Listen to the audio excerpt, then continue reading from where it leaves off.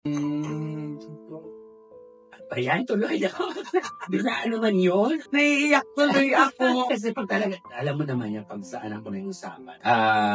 Marami akong luha. Marami akong lungkot sa katawan. Kaya kaya ko lang, lalo sa trabaho na. Hindi ako minsante. Binabakla ako. Kaya wala sa atin ito. Wala sa atin. Kaya pag yun ako na usapan, yung lahat ng lungkot na yun, problema na yun, lumalabas sa mataksan ko ako. Kasi natakpan niya ng pagpamahal. Lahat ng sakit na naranasan ko sa buhay. Kakayanin mo pangiran din. Yes, lahat. Kasi hindi ko lahat. Lahat ng hindi ko naranasan sa buhay.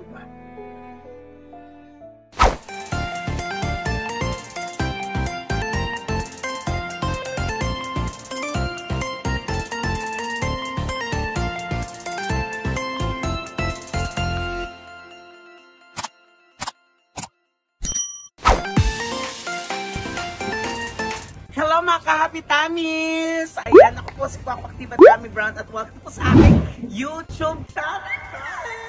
Naku, medyo malatak ko ngayon kasi nagtrabaho po ako kagabi. But anyway, nandito po ako ngayon sa Tomas Morato sa Quezon City because dahil may isang dinarayo ditong restaurant na sobrang sarap.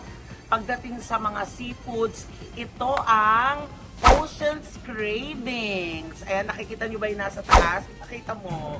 Ayan, andito ako ngayon kasi today is a Father's Day at meron akong makakasamang titikim ng kanilang masasarap na seafoods. Dahil ang kanilang seafoods ay affordable, malinis, masarap, at talaga naman pag natikman nyo ito ay talagang hahanap-hanapin nyo. Kaya naman tikman natin dito sa loob sa Ocean's Craving. Kaya naman, let's go mga kapitan! Sorry mga kapitan. Hindi ko alam hagdan na pala to. Akala ko ahakbang pa ako. Para maudod yata Pero okay ako. Kaya naman, ako, ito na. Tikman natin ang kanilang masarap na seafoods dito sa Ocean's Craving. Let's go! O, ayan. Ayan, nandito na tayo at papasok na tayo kasi excited ako matikman ang kanilang masasarap na seafoods. O, diba? May mga paandi. Ay, kala ko. Hello, everyone! Ayan. Kasi hapon na ngayon so for sure, kaya wala na masyadong tao. At eto na At ang una ko napansin dito ay meron silang pa-rainbow flag. Happy Pride sa aking mga kapatid kasi June ngayon, June Pride. Kaya naman ako, talika na, tikman natin. Ang ganda ng ano nila, At syempre, gusto kong ipakilala sa inyo ang aming kaibigan, ang owner ng Ocean Cravings. Ayan, ilang years na po itong Ocean Cravings? 5 years na yung business, pero itong area namin dito sa Morato is 6 months pa lang. At ito mga ka-Happy Times, meron tayong mga na-tsyempohang kasabay nating kakain. Hello guys, mag-partner sila. Happy Pride! Mga kapatid, at mahilig ka talaga sa seafoods, no?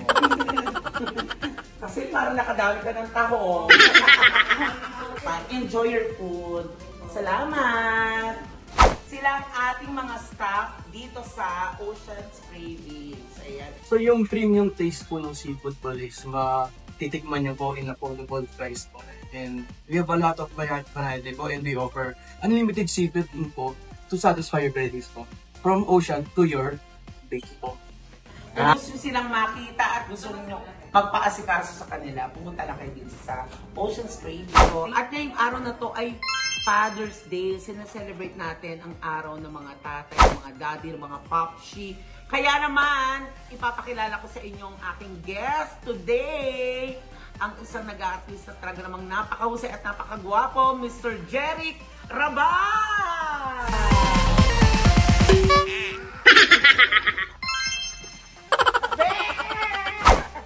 Mga ka-Happy Tummies! Happy Father's Day! Happy Father's Day, be! Thank you! Grabe naman. Kala ko naman, Jeric Rabal talaga. Galing po siyang airport. Nagtatrabaho po sa Philippine Airlines. Pataas na pataas. Ang lipas. Yes. Hindi, kasi ngayong araw na to, Father's Day . Kasi ang aking kaibigan ay isang mabuting magulang, kumbaga, hindi lang father, mother, lahat na. Kaya I'm so lucky kasi mga ka-Happy Tummies. Ang dami kasi na-celebrate sa buhay. Father's Day, Mother's Day, kaya pag pinagsama mo siya, Farmer's Day. Ay, oo nga, no? dapat kasi kami Oo. tayo magandang araw para sa mga ka-farmers natin. Which is ito naman, di ba? Kasi I'm proud dahil yung tatay ko ay farmer din. Ay, dahil Father's Day ngayon, ang tanong ko kay Vicky Bello is, kamusta ang pagiging isang ama? Actually, sobrang saya. Iba yung naidudulot na ligaya. Hindi lang sa pagkatao, especially mentally and spiritual. Iba talaga, promise. Sobrang ang sarap ng feelings na may anak. Hindi mo siya basta-basta may explain kasi yung kasiyahan, especially pagkasama mo siya, parang nabubura lahat. Parang ganun parang alam mo yun. Ayaw mong umandar ang oras, ililipas ang oras kapag magkasama kayo. Totoo naman. Kulang na talaga kulang yun. yung oras pag magkasama kayo. Correct. Oo. Lalo pa't napakabisi mong tao. Yun na yun. Sa part ko kasi parang napaka-importante ng bawat minuto, lalo pag kasama. Correct, oo. Siyempre, nag-show siya, taping, may mga events. Kaya naman kapag magkasama kayo ng anak mo, ay Sinusulit ko ng Sinusulit. bongga. Kahit puyat ako, kahit wala akong tulog, gagawa ko ng paraan. hindi mo pwede ipakita na Hindi ko, pagod ka. actually, hindi ko nararamdaman yung pagod. Talaga. Oo, kahit alam ko sa sarili kong pagod ako, pero nawawala pagka Usually, ganun ang sa mga ama di ba? Yes. Kumbaga, susilitin talaga nila ang makasama ang mga anak. Correct. Oh. Diba? Ilang years ka ng ama? Actually, 10 years na. 10 taon na yung anak ko. So, 10 taon na akong nagtatay, Diba? tataguyod sa kanya, na kami nagsasama. Nakaka-proud. Nakaka-proud talaga. So, hindi lang nakaka-proud, talagang achievement. Achievement yun. Fulfillment sa buhay. Yun ang sarap nun. Oo. Ba talaga na may kang anak? Kaya, promise. Gamitin mo na yan. Kasi sayang naman itong pamato ko. Nasaan si baby mo ngayon? Yung anak ko kasi, nung punta siya ng baby siya, habak siya noon. So, nung lumalaki na, gawa ng dahil kailangan ko talaga mag-focus din sa work. Siyempre, bukuhay. Siyempre, pinawi ko muna ng province. Kasi sa province, marami siyang kalaro, marami magbabantay sa kanya, which is, hindi ko kaya talaga gawin. So, kailangan ko talaga siyang idali sa Nueva Ecija, which is yung province namin, sa hometown ko. At doon siya ngayon nag-aaral, doon siya lahat, Victorian, at I make it a point na hindi ako pwedeng hindi uuwi or bibigyan ng time na umuwi kung hindi man siya makakapunta sa akin. And time to time, kahit hindi naman kami magkasama, nagtatawagan kami every day. Lagi talagang importante komunikasyon. Lagi ka tatawag, gagawa ka ng paraan na makausap ka. Araw-araw. Oo, for that parang talagang halos magkasama na rin kayo. So, hindi niya mararamdaman na kahit nasa malayo ka. Kaya naman, ay, ito na pala! Hindi natin napansin. Nakalatag na pala, ito yung seafoods nila. Oh.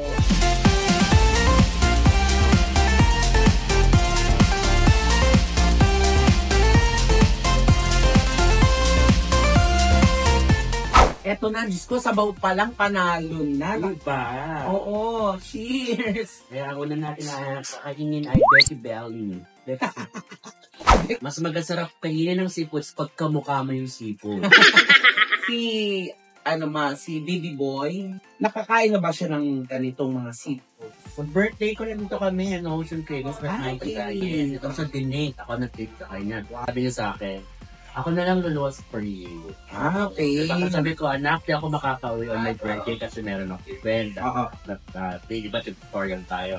Sabi niya sa akin, no, ako na lang luluwas for you. Yun. Kaya nung tumuha siya, dito ko siya agad dinala. Mag-ilaw din yung anak ko, so gusto niya lagi siyang sinusubuan. So, kahit 10 years old na siya, gusto niya sinusubuan ko. Kaya kahit anong pagkain, kinakain. Magkakaroon susubo sa kanya. Napag-usapan niyo na ba ng mag-ama yung gusto niya paglaki? Oo, matalino yung bata, kasi especially mga bata ngayon, di ba, na maliwanag ng isip nila. At 10 years old, sabi niya sa akin, gusto niya daw maging major. Ay, talaga. Gusto niya maging pulis. Gaga major. Pulis ka, Major. Majorette, maging ganun. Totoo ba? Nawawali ko sa kwarto, binatukan mo. Ang sabi mo, Ako muna. Diba? Hindi, joke lang. Gusto na anak ko maging engineer. kasi idol niya si yung singer na si Kinto. Engineer Quinto. Engineer yung dapat. Hindi, gusto niya kasi mag-engineer dahil sabi niya sa akin, dream ko na gawa kita ng bahay.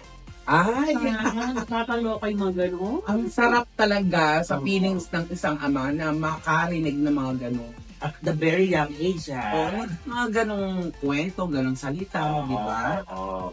Iba kasi, dream ko maging medical doctor. Bakit? Pag-arandahin kita. Saka napakatalino ng anak. Ano ang ipapangako mo sa kanya? Ano katulad yung nasabi ko rin dati sa... Hindi kasi di ba, no? Ayan, tuloy ako. Bigla naman yun. Naiiyak tuloy ako Kasi pag talaga, alam mo naman yan, pag saan ako na yung usapan. Marami akong luha. Marami akong lukot sa katawan. Pero kaya ko lang lahat. Lalo sa trabaho na. Kumisante. Bilang bakla. Wala sa atin. Wala sa atin. Kaya pag yun ako na usapan, yung lahat ng lungkot na yun, problema na yun. Lumalabas sa mataksan po ako. Kasi natatakpan niya ng pagpamahal. Lahat ng sakit na naranasan ko sa buhay. Kaya hindi ko naranasan sarap sa buhay ko kahit hanggang ngayon. Yun ang pinapangako sa kanya ngayon nakasapong pagtitikman. At lahat ng hirap na pinagdaanan ko hanggang nabubuhay ko, hindi kayo kakakit sa kanya. Kaya salamat at nakapagkaya na lahat ng pagod ng pagkasas siguro sa isang normal na individual. Baka hindi kayanin. Pero kung kinayang ko, lalo na tumanin siya, Kakayanin mo pa. yes, lahat. Kasi hindi ko lahat na hindi ko nang nasa siya. Very well said. Nakaka-proud ka bilang isang ama, bilang isang BFF. Mahalin ninyo ang mga anak nyo at ganoon din ang mga anak. Batiin nyo ng Happy Father's Day ang inyong mga ama.